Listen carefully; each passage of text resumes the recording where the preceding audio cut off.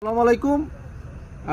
আজকে একটি গুরুত্বপূর্ণ বিষয় নিয়ে আলোচনা করতে যাচ্ছি। বিষয়টা হচ্ছে ঢাকা সিলেট হাইওয়ে এই মহাসড়কে বর্তমানে একটা শুভঙ্করের ফাঁকির মতো একটা চক্র কাজ করছে, যারা সাধারণ যাত্রীদের অসহায়ত্বের সুযোগ নিয়ে প্রাইভেট কার বা বিভিন্ন ধরনের গাড়ি নিয়ে রেন্টে কার নিয়ে তাদেরকে অল্প টাকার ভাড়া প্রলোভন দেখিয়ে এর সর্বোচ্চ লুটিয়ে নেওয়ার চেষ্টা করে যাত্রীদেরকে সর্বশান্ত করে ফেলছে।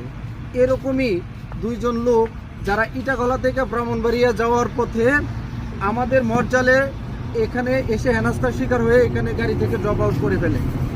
আসুন তাদের সাথে সরাসরি 1 মিনিটের মধ্যে কথা বলি। ভাই, আসলে আপনারা উঠছিলেন কোথা থেকে? ইটাখলা থেকে উঠছিলেন, এখন প্রাইভেট কারে উঠছিলেন না? সাদা রঙের গাড়ি না? এখন আপনাদের সাথে ক্যাশ টাকা এবং কি টাকা নিয়েছে? ক্যাশ টাকা আমার কাছে ছিল না, আমার ভাইয়ের কাছে ছিল ক্যাশ 10 আমার কাছে ছিল। আমার কাছে নগদ আমার মানিব্যাগে ছিল 11 থেকে 12,000 টাকা, আর আমার মোবাইলের বিকাশে ছিল 4,600 টাকা। এইটা দিচ্ছে। তারপর আমাদের মানে অত্যাচার করছে, আমাদেরকে চোখ বেঁধে, তারপরে তারা পায়ের মধ্যে অনেক করছে, আঘাত করছে, মারধর করছে, পিঠের মধ্যে আঘাত করছে, হাতের মধ্যে আঘাত করছে। হাত তুলে আসছে, আমরা করতে পারতেছি না। বাসার থেকে প্রথম বলছে যে 2 লাখ টাকা, এরপরে বলছে 1.5 লাখ টাকা, এরপরে বলছে 1,20,000 টাকা। আমরা বলছি যে আমাদের দ্বারা সম্ভব নয়, আমরা একমাত্র পরিবারের রোজগার করি। এরপরে আমরা লাস্টে 30,000 টাকা আমি আমার বোনের কাছ থেকে বিকাশের মাধ্যমে তাদেরকে এনে দিই। এনে দেওয়ার পরে ওরা রাস্তার মধ্যে গাড়ি থামিয়ে বিকাশের টাকা ওরা উঠাইছে।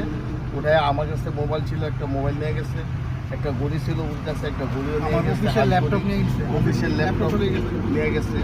আচ্ছা, তারপরে আমাদেরকে রাস্তার মধ্যে চলন্ত গাড়ির দিকে চোখ বেঁধে, যে গ্রাম থেকে চোখ বাঁধা ছিল, টাকা দিয়ে এই যে বাইরে দেখেন এইটা দেখেন, এই যে এইটা দিয়ে চোখ বেঁধেছিল, কতটা মর্মান্তিক ভাবে আপস করে ছেড়ে দিয়েছে। আমাদের 3টা মোবাইল নিছে, ক্যাশ নগদ টাকা প্রায় 30 আর বেশিকে 50,000 টাকার মতো নিয়েছে। আমরা যাত্রাপথে অজানা কোনো গাড়িতে উঠবো না। প্রাইভেট কার বলতে কোনো প্রাইভেট গাড়ি, রেন্টের গাড়ি আমরা উঠবো না। অল্প টাকার বিনিময়ে আমাদের এক জায়গা থেকে কোনো স্থানে যাবে এরকম না। আমরা সবসময় পাবলিক পরিবহন ব্যবহারের সর্বোচ্চ চেষ্টা করব। এটাই আজকের মেসেজ, যে আমরা অচেনা কোনো গাড়িতেই চড়বো না। চড়লে তাদের মতো এরকম করুণ পরিণতির শিকার হতে হবে আপনাকেও। ধন্যবাদ সবাইকে।